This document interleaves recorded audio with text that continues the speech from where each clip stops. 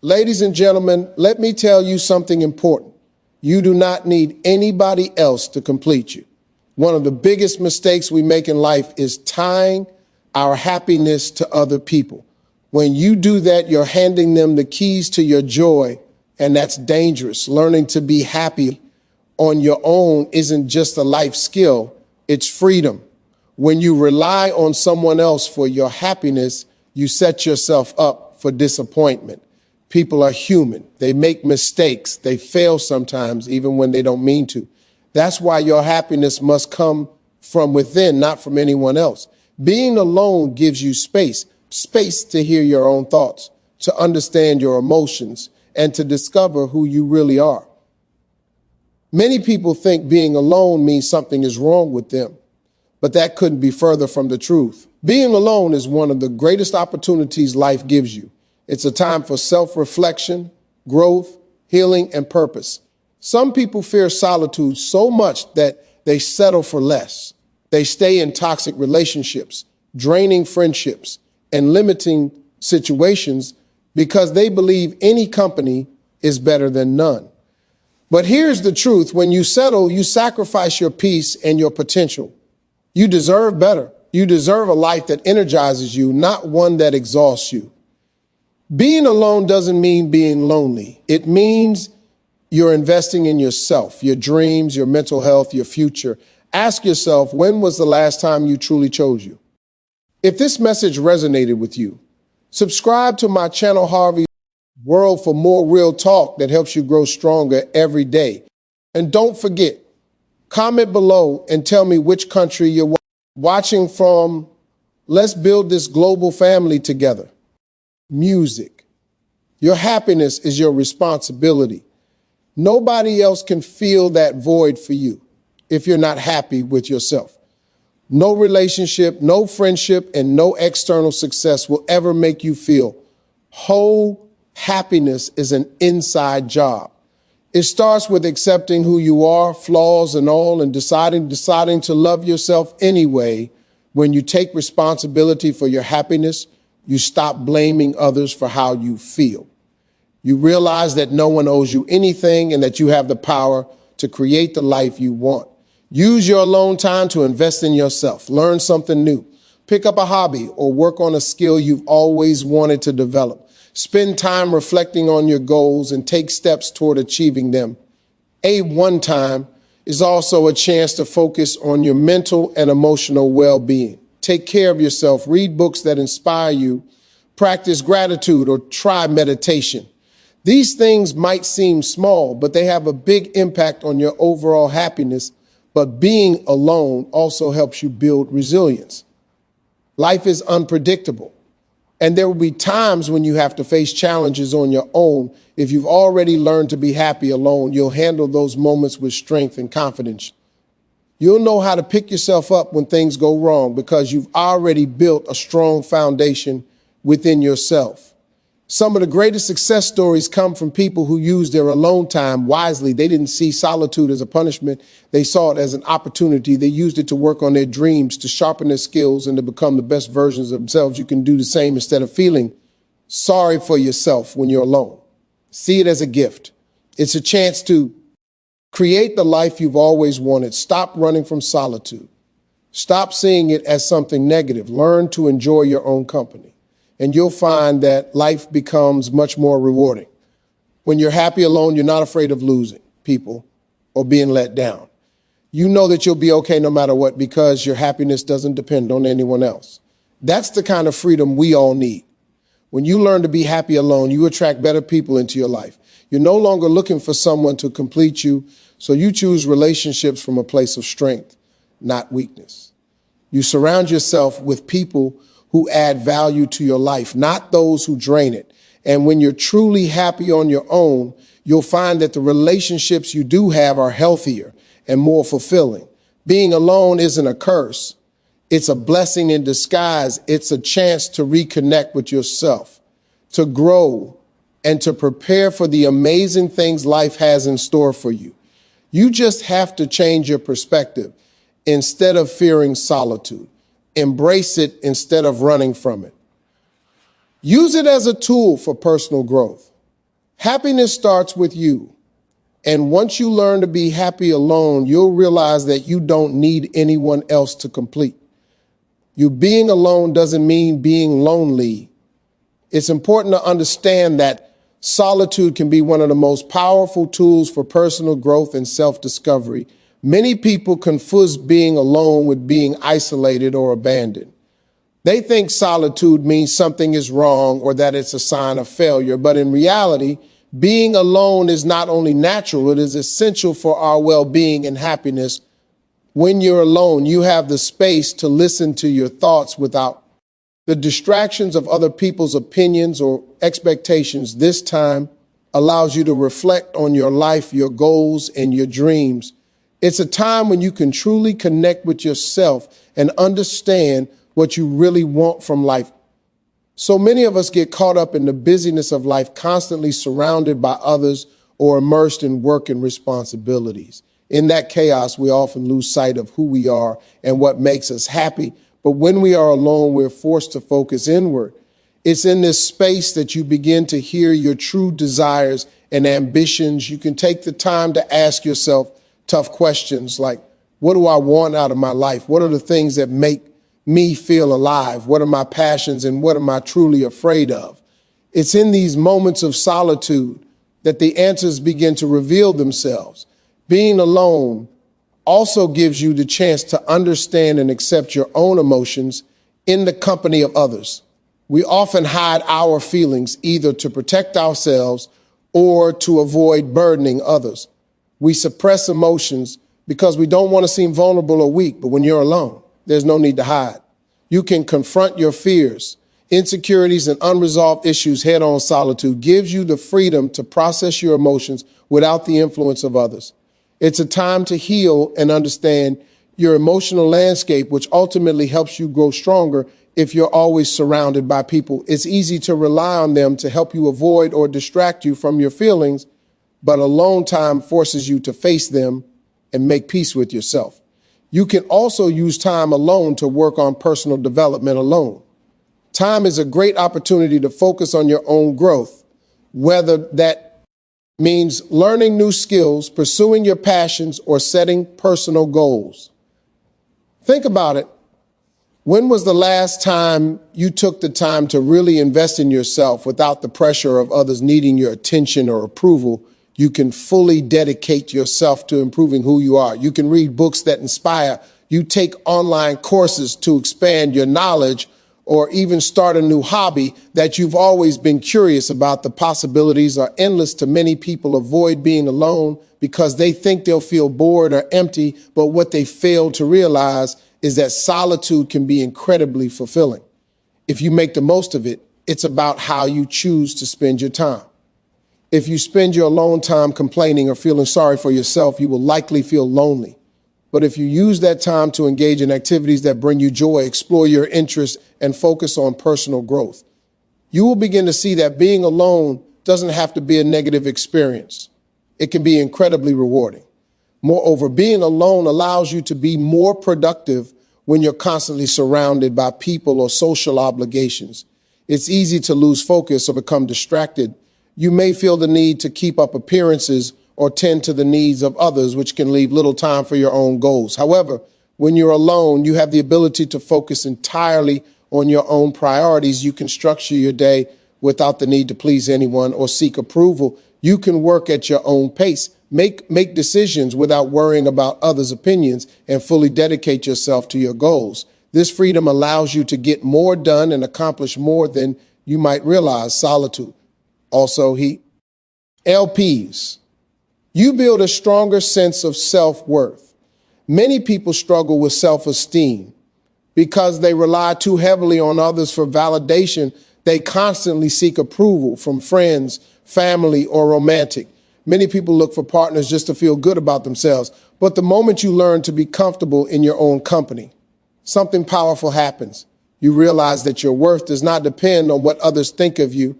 Your value is already there. It's inherent. You don't need anyone else to tell you that you're enough. Spending time alone helps you build real self-confidence. As you start trusting yourself and your own abilities, the need for external validation slowly fades away. You learn how to validate yourself from within, and that changes everything. Being alone also teaches you the importance of self-care. When life is constantly busy and full of people, it's easy to forget yourself. We all need time to recharge, to rest, and to take care of our mental and emotional health. Alone time is a gift because it gives you permission to care for your mind and body without guilt. Whether it's walking in nature, practicing mindfulness, journaling your thoughts, or simply relaxing with a cup of tea, these small acts of self-care can have a huge impact, and they become possible when you truly embrace solitude. There's also a quiet strength in being alone. When you're by yourself, you don't have to answer to anyone. You're free to make decisions without fear of judgment or criticism. You begin living life on your own terms, authentically and unapologetically. You stop trying to meet others' expectations and start honoring your own values and desires. That freedom is deeply empowering. Ironically, learning to be alone can also improve your relationships. When you're content with yourself, you bring a healthier, more complete version of you into your connections. You're no longer looking for someone to fill a void. Instead, you share love and joy from a place of wholeness. That's where the strongest and most meaningful relationships grow. In the end, being alone isn't something to fear. It's an opportunity to grow, to heal, and to discover who you truly are. When you learn to enjoy your own company, you become more confident, more fulfilled, and more connected to the world around you. In the end, the journey of learning to be alone is not about isolation, rejection, or turning away from the world. It is about coming home to yourself. It is about stripping away the noise, the expectations, the pressure, and the constant need for approval until you are finally left with the most important relationship you will ever have, the one with your own soul. So many people spend their entire lives searching outward for something that can only be found within. They move from relationship to relationship, from validation to validation, hoping someone else will make them feel whole. But wholeness does not come from being chosen by another person. It comes from choosing yourself again and again, even when it's uncomfortable, even when it's lonely, even when the world tells you that you're incomplete without someone else. Being alone forces you to face yourself honestly. There is no one to distract you from your thoughts, no one to absorb your emotions, no one to blame for your dissatisfaction. And while that can feel frightening at first, it is also where real transformation begins. In solitude, you learn who you are when no one is watching. You discover what truly matters to you, not what you were told should matter, not what society rewards, but what genuinely speaks to your heart. This is where you confront your fears, your wounds, and your insecurities. But it is also where you uncover your strength, your resilience, and your capacity to grow. Alone time becomes the mirror that shows you both your shadows and your light. And when you stop running from that reflection, you begin to heal. Healing does not mean becoming perfect. It means becoming honest. It means accepting yourself fully, the good, the flawed, the uncertain, and still choosing to love yourself anyway. That kind of self-acceptance creates a foundation so strong that no rejection, loss, or disappointment can shake it completely. When your happiness comes from within, external circumstances lose their power over you. This is why learning to be alone is freedom. Freedom from needing permission to be happy. Freedom from staying in relationships that drain you simply because you're afraid of silence. Freedom from shrinking yourself to fit into spaces where you don't belong. Freedom from chasing love at the cost of your peace. When you're comfortable being alone, you stop settling. You stop accepting half love, conditional respect, and emotional neglect. You no longer cling to people who don't see your value because you already see it yourself. You understand that your time, energy, and presence are precious, and not everyone deserves access to them. Solitude teaches you patience. Growth does not happen overnight. Confidence is not built in a day. Self-trust develops slowly through small choices repeated consistently, through keeping promises to yourself, through listening to your intuition, through choosing long-term peace over short-term comfort. Alone time gives you the space to practice that patience without pressure. It also teaches you responsibility.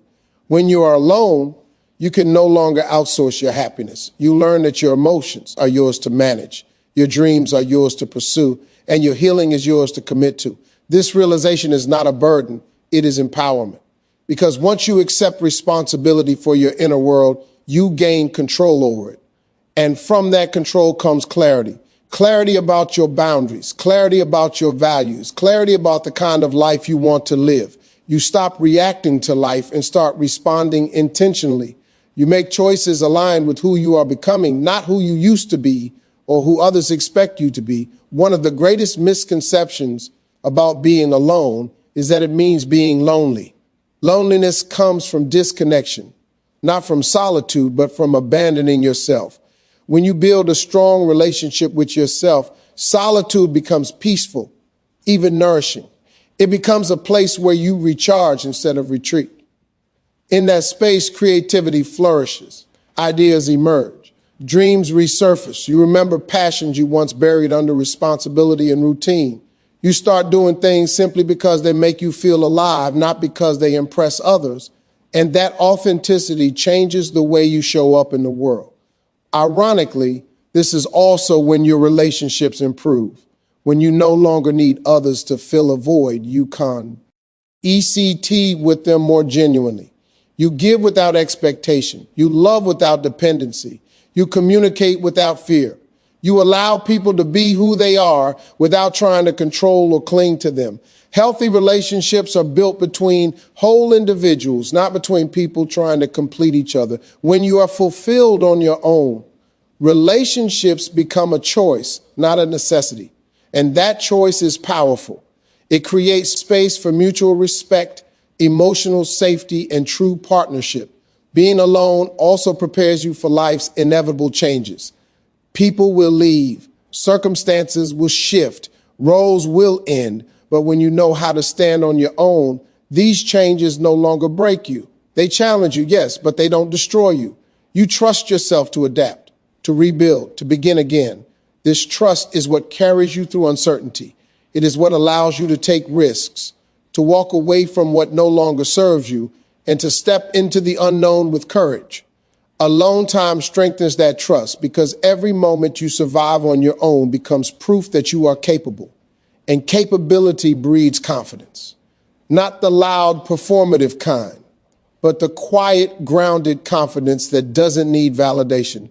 The kind that shows up in how you speak, how you set boundaries, how you move through the world with calm assurance. When you reach this point, you no longer fear being alone. You understand that solitude is not emptiness, it is space. Space to grow, space to heal, space to become. And you learn to protect that space fiercely. This does not mean you reject love or connection. It means you approach them from a place of strength, not desperation. You welcome people into your life, but you do not hand them the responsibility of your happiness. You share your world, you do not surrender it. In a society that constantly pushes togetherness as the ultimate goal, choosing solitude can feel like rebellion, but it is a quiet, powerful rebellion, one that prioritizes inner peace over external approval, one that values depth over distraction, one that understands that being whole is better than being wanted. Ultimately, learning to be alone is an act of self-respect. It is saying, I am worth my own time. I am worth my own effort. I am enough, even when no one else is here. And when you truly believe that, everything changes. You move through life with less fear and more intention. You stop chasing and start attracting. You stop surviving and start living. And you realize that the love you were searching for outside of yourself was always waiting within you. So don't fear solitude. Embrace it. Use it. Let it shape you. Let it strengthen you. Because once you learn to enjoy your own company, you unlock a kind of freedom that no one can take away. A freedom rooted in self-trust, self-love, and unshakable inner peace. And from that place, anything is possible. As you continue walking this path of solitude, something subtle but profound begins to shift inside you. The silence that once felt heavy starts to feel spacious. The quiet that once scared you becomes familiar, even comforting. You realize that the absence of noise is not emptiness, it is clarity. In that clarity, your thoughts slow down, your emotions become easier to understand, and your inner voice grows stronger. At first, that voice may feel unfamiliar. For years, it may have been drowned out by the opinions of others, by expectations placed on you, by the constant pressure to perform, please, and belong. But as you spend more time alone, that voice becomes clearer. It starts guiding you, not loudly, not forcefully, but steadily. You begin to recognize what feels right and what doesn't. You start trusting your instincts again. This is where intuition is reborn. When you live constantly surrounded by people, it's easy to confuse their desires with your own. You begin to absorb their fears, their dreams, their limitations. Solitude strips that away. It returns your life to its original owner, you. You stop living on autopilot and start making conscious choices. Choices that reflect your truth, not someone else's expectations. And with that comes courage. Courage doesn't always roar. Often it whispers. It whispers when you decide to walk away from something comfortable but unhealthy. It whispers when you say no without over-explaining. It whispers when you choose rest over burnout, honesty over approval, growth over familiarity. Solitude sharpens your ability to hear those whispers and to act on them. There is a deep emotional detox that happens when you spend time alone. Old feelings surface. Grief you never processed, anger you buried, dreams you abandoned. This can be uncomfortable, even painful. But this pain is not punishment, it is release. You are finally giving your emotions the attention they deserve. You are letting them breathe. Many people avoid being alone because they fear this exact process. They fear facing themselves. They fear what they might discover. But what they don't realize is that avoiding solitude doesn't erase pain. It only delays healing. When you stop running, when you sit with yourself fully, you begin to understand that your emotions are not enemies. They are messengers. Solitude teaches emotional maturity. You learn that emotions come and go, that sadness doesn't mean failure, that loneliness doesn't mean weakness, that uncertainty doesn't mean you're lost. It simply means you're human. And once you stop judging yourself for feeling deeply, you start treating yourself with compassion. This compassion changes the way you speak to yourself. The inner dialogue that once criticized you softens. You stop calling yourself weak for struggling, slow for healing, broken for feeling. You begin to speak to yourself the way you would speak to someone you love. And that internal kindness builds resilience far stronger than any external praise ever could. As your relationship with yourself deepens, your priorities begin to shift. You realize how much of your life was spent chasing things that didn't truly fulfill you. Attention, status, validation, approval. Alone, you start asking better questions. What actually brings me peace? What drains me? What excites me? What aligns with my values? These questions lead to intentional living. You stop doing things just because everyone else is doing them. You stop measuring success by someone else's timeline. You understand that a meaningful life is not about speed or comparison. It's about alignment. And alignment can only happen when you know yourself. Solitude also teaches you discipline, not the harsh, punishing kind, but the quiet, self-respecting kind. You begin taking care of your body because you value it. You create routines not to impress anyone, but to support yourself. You start showing up for your goals even when no one is watching, even when no one is cheering. This is where self-trust is forged. Every promise you keep to yourself strengthens that trust. Every boundary you honor reinforces it. And over time, you become someone you can rely on, someone who doesn't abandon themselves when things get hard, someone who stays, and that is powerful beyond words. Because when you know you won't leave yourself, the fear of being alone disappears. You realize that even in the absence of others, you are not abandoned. You are accompanied by your own strength, wisdom, and presence. Solitude also refines your discernment. You become more selective, not out of arrogance, but out of self-respect. You no longer let everyone into your emotional space. You observe. You listen. You choose carefully. You understand that access to your life is a privilege, not a right. This discernment protects your energy. You stop explaining yourself to people who are committed to misunderstanding you. You stop chasing closure from those who refuse to take accountability. You stop investing in dynamics that demand you shrink. And as a result, your life becomes lighter, calmer, more intentional. You may lose people during this process. Some will not understand your need for space. Some will resist your growth because it reminds them of what they are avoiding in themselves. This can hurt. You bring wholeness into togetherness. This is the highest form of connection, when two complete individuals choose to share their lives, not to fill gaps, but to expand joy. When love is a choice, not a survival strategy. When companionship is mutual, not dependent. And when challenges arise, as they inevitably will, you face them differently. You don't collapse at the first sign of discomfort. You don't seek immediate escape. You sit with uncertainty. You reflect. You respond with wisdom instead of impulse.